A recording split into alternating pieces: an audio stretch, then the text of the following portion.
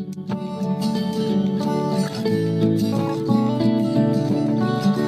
neighbors, it's Ashley here. I'm so glad you've decided to spend a bit of your day with us. Today, Judith and I chat about a topic that I think many of us feel a desperate need for: minimalism. You've probably heard of it. It's a well-studied topic with an abundance of research papers, books, and video content dedicated to explaining and instructing us about the benefits and methods of becoming a minimalist. Judith and I are not going to instruct on the how or even try to persuade you to do anything different today. We're just here to chat. Do you picture an empty kitchen or living room devoid of character and clutter? Let's clear the air. Minimalism isn't about deprivation. I imagine a beautiful front porch, the kind where you'd want to sit and watch the sunset. But right now it's covered in broken lawn chairs, old Amazon boxes, and tangled garden hoses. Ugh. Minimalism is really about the intentional promotion of what we value most, like getting to enjoy the sunset on the front porch, by removing what distracts us from it. A key word there is intentional. Judith and I both relate to how incredibly easy it is to let the clutter build up. If I'm not intentional about the space, the kitchen counter or dining room table become a dumping ground when we're rushing to and from activities, making it more difficult to enjoy making and eating a meal in our own house because first we have to clear the counter or the table. The battle of clutter is alive and real. In a 2010 study, researchers found that women who described their homes as cluttered or full of unfinished projects actually had higher levels of cortisol, the body's primary stress hormone, throughout the day. That's really not a healthy state to be in. My takeaway is that a messy room makes it physically harder to focus or relax, and that's something I totally relate to. Do you? Hey, before we get into the conversation, don't forget to grab the free conversation guide that goes with this episode on our website at frontporchretreats.com. Use the conversation guide to initiate and experience more and deeper conversations in your own life. See our show notes for links and more information. With that, let's get into the chat with Judith. So Judith, sometimes when people hear the word minimalism, they think of different things. And some people might think of like a nomad with a single backpack, and others might think of a clean kitchen counter or maybe the perfectly organized sock drawer. Not mine on either front. Experts might argue this, but I think minimalism really isn't an all or nothing lifestyle. For most of us, I think of it as kind of like a sliding scale that shifts depending on what room of the house we're in or what part of our lives we're thinking about. So I'm curious, do you consider yourself a minimalist? And are you a minimalist in some areas of your life, but not in others? Would not consider myself a total minimalist, as long as, at least not in the way I've read what people do, which is basically having the least amount of everything. I have wonderful things that other people wouldn't consider valuable that I keep, like letters from people. So I think as a minimalist, if I were to be a true minimalist, I would probably get rid of those. But if they bring you joy. Yeah, they do bring me joy, and they bring me comfort. I can reconnect with people that are not here any longer as a result. But I think minimalism, at least whenever I think of it myself, I am that way in many areas. From the standpoint of not wanting more things, using what I have rather than purchasing new. And that can be clothes, any kind of goods that I happen to have. Also, I think, and this is kind of a funny one, I don't know that people would think of this as minimalist, but I wonder how it would fit in, because I like to see how little I can fix for a meal. Okay. And so what's an example of your minimalism meal? So I think a minimalism meal would be like having my beans and rice. You like legumes and rice. Rice. So that's a great meal. If you throw in a piece of fruit or a vegetable, you've got a delicious experience, but with very little work. Many people around the world actually do eat in that kind of way. And that's an important concept, very satisfying too. For me, it is.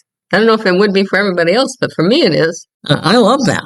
So looking at things from the perspective of what does one need and knowing a need versus a want.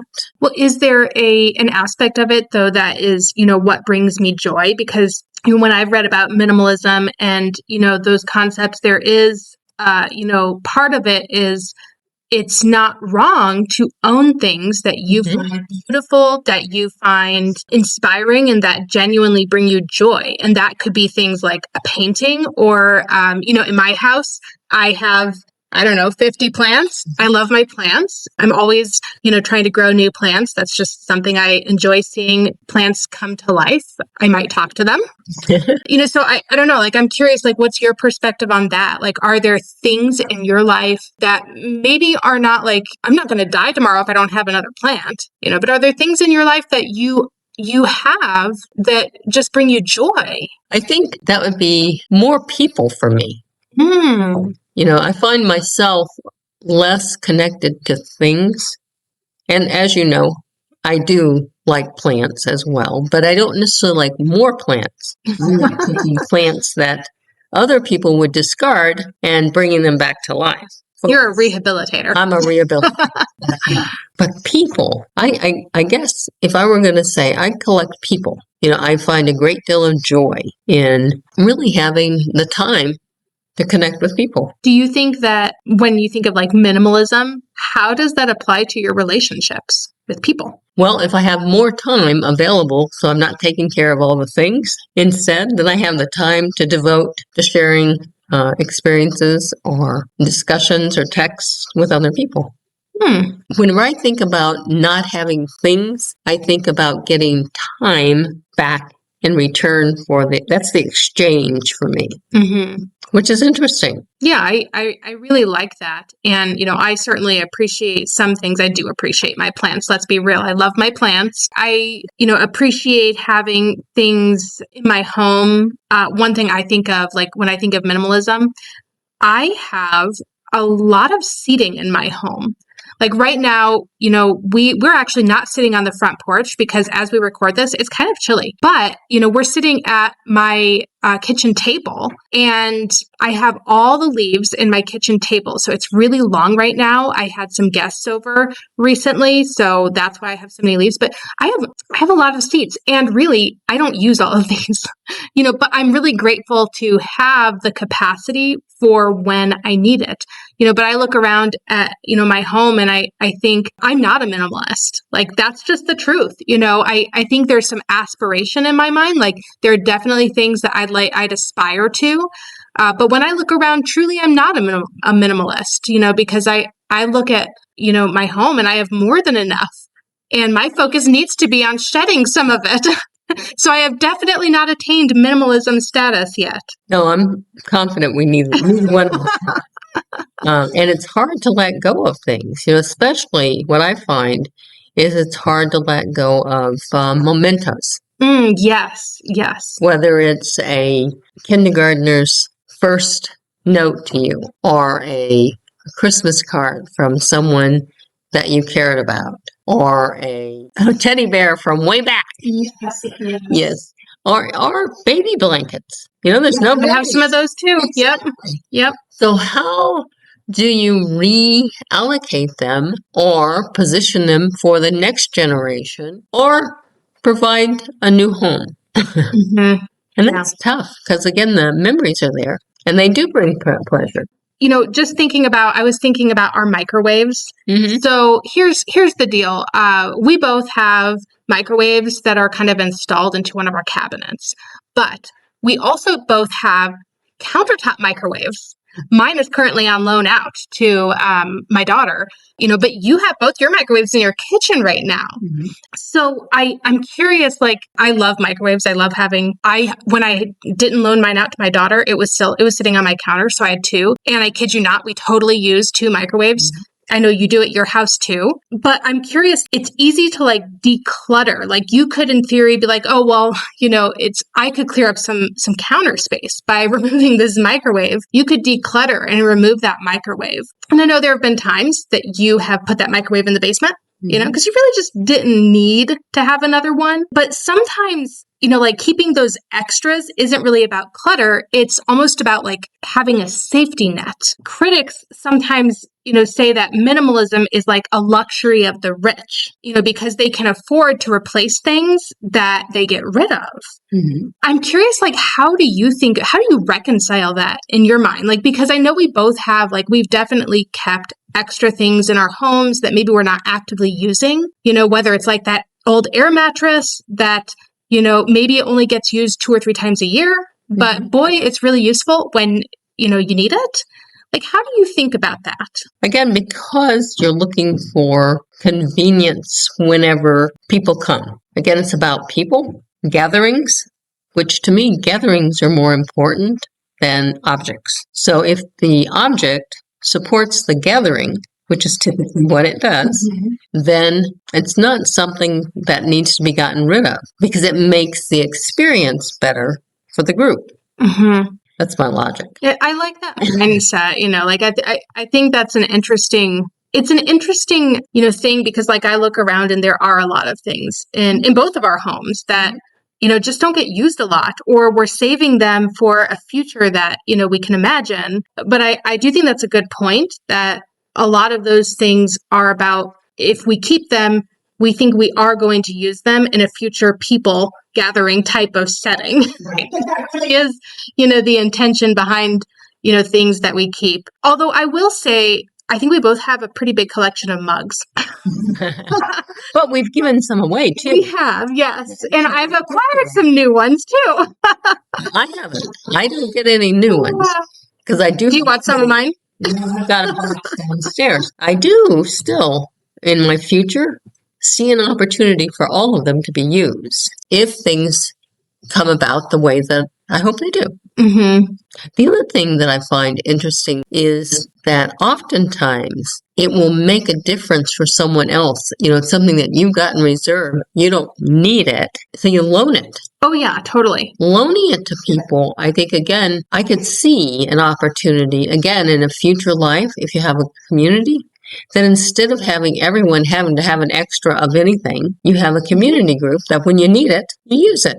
I've actually loaned things out in my own community. Yep. We have a Facebook group that you can ask to borrow things on. So I have loaned out, I think most recently I loaned out a drink dispenser, and it was like, there's no reason to purchase this. Right. I got like 3. That's perfect. Yeah, for sure. Well, and even the microwave, you said, you loaned it out, you shared it. Yep. And if you didn't, it would have been a cost for your daughter. Yes. Didn't have to have that cost. Yes. And for a young person, that's an important thing. Yes, I think that's a great point. Again, I think you've got to strike a balance between excessive minimalism and maintaining what may be useful. Mm-hmm. And then how do you distribute things that you are keepsakes to people who would find them valuable? Mm-hmm. Well, I think, to pivot just a little bit before we move over into our quotes portion, I think one of the other aspects of minimalism that does really interest me is like, how do you apply it to your mind? Mm-hmm. Because I know that I'm not the only one with constant thinking. Or just, like things that I'm processing, or I know there are like events that I replay over and over, and I actually think it's really an interesting idea to apply minimalism to like, what in my mind do I need to clutter and let go of? And so maybe while I'm going to hold on to my extra mugs, like no, and my plants, not letting go of those plants, I think it's an interesting idea. Like maybe I should create a challenge around, minimalism for your mind. Actually, that's one I have worked through in a number of topics myself, because I do believe that if you have too much in your mind, you can't think through things very effectively. Mm-hmm. So if I've got something bothering me, I will oftentimes write it out. If I just need to dump my head, oh, yeah, I will write things down. That way I don't feel like I need to keep replaying, because I can always go back to it and read it. And that helps me a lot. Mm-hmm. I do the end of year thing where I write about key things throughout the year. For me, that is a very good cleansing for the year. And those are all positive things usually. A memory page. Give our listeners some sense. Yes, the memory page. Judith creates a beautiful set of, sometimes multiple sets. Well, yeah. Pages. Yeah, it is multiple pages. Lots in my mind. Just so many people that she reports out on. Yep. But a celebration of our family, of things that happened during the year. And that's another way of kind of like moving it from your head to paper. Exactly. In a typed form. So actually, it wouldn't even have to be on paper. It happens to be, but it's also in the, cloud, or it could go on to a digital form instead. Mm-hmm. So those to me make sense. And I used to do that with work as well. Mm-hmm. Yeah. Because again, I had so many different things I was working on that I need to focus on one thing and get it completed. But in order to do that, I couldn't forget the other things. Mm-hmm. So a lot of times I would need to, for my own sanity, put down major pieces to be done at a later time. And it freed me up, which is why I think I got so many things accomplished. I do think it's a really interesting concept. Yeah. Yeah, I'll have to see what's been written about that. I don't know. There may be some research about the mind. Have to look that up. Right. More things to get curious about. All right, well, hold, listeners. We are going to move over to our quotes section here in just one moment. In every episode, Judith and I both share a selected quote and why it resonated with us today. Do you want to go first today, Judith? Sure. Mine is by Mother Teresa. And her statement was, the more you have, the more you are occupied. The less you have, the more free you are. And I truly find that to be the case. So it resonated with me because once you free yourself of whether it be thoughts or whether it be items, then you have 1 or 2 or 3 or 4 less things to have to be concerned about. And I think that's a good thing. So again, the quote is, the more you have, the more you are occupied. The less you have, the more free you are. And free is what I want to be, as did Mother Teresa. I really like that. That makes a lot of sense. My quote today is attributed to Leo Babauta, and he says, be a curator of your life. Slowly cut things out until you're left only with what you love. And that resonated with me because I think about when I audit my day and I think about where did I really enjoy the day, where did I struggle, where was I frustrated, where did I spend extra time maybe cleaning up something or, polishing this, that, or the other thing. And, I asked myself, did that bring me joy? Do I need all of those things? Is that the way that I love spending my time? And if it's not, I can critically think about how do I move towards, even if I can't eliminate something right now, how do I move towards, spending my time and surrounding myself with the things and people that matter the most to me? Be a curator of your life. Slowly cut things out until you're left only with what you love. Before we go, I want to leave you with a final thought. Sometimes it feels like the idea of minimalism is a destination or a place to arrive at, a perfectly empty counter or a specific number of items in the coat closet. But after our chat today, I am really starting to think of it more like a rhythm. What if it's more like the constant, gentle act of choosing what gets to take up space in our homes, our minds, and our hearts? Joshua Becker, a blogger who writes about minimalism, says, minimalism is the intentional promotion of the things we most value and the removal of everything that distracts us from them. I love that because it reminds us that we aren't just getting rid of stuff, we are actively promoting what we love. When we clear the clutter off the front porch, we are promoting the sunset experience. When we clear the dining table, we are promoting the family dinner. We're making room for the life we actually want to live. Thank you so much for spending this time with us. We know how busy life gets, and the fact that you chose to bring us along on your commute, your walk, or maybe while you're folding the laundry, we're truly grateful to have you as part of our neighborhood. If this episode resonated with you, please subscribe to the Front Porch Retreats channel on YouTube or your favorite podcast app. Follow us on Facebook and Instagram at Front Porch Retreats. We want to hear from you. And remember, you can find the full conversation guide for this episode on our website at frontporchretreats.com. Use it to initiate those deeper conversations in your own life. All the links are in the show notes. See you soon. Bye, neighbors.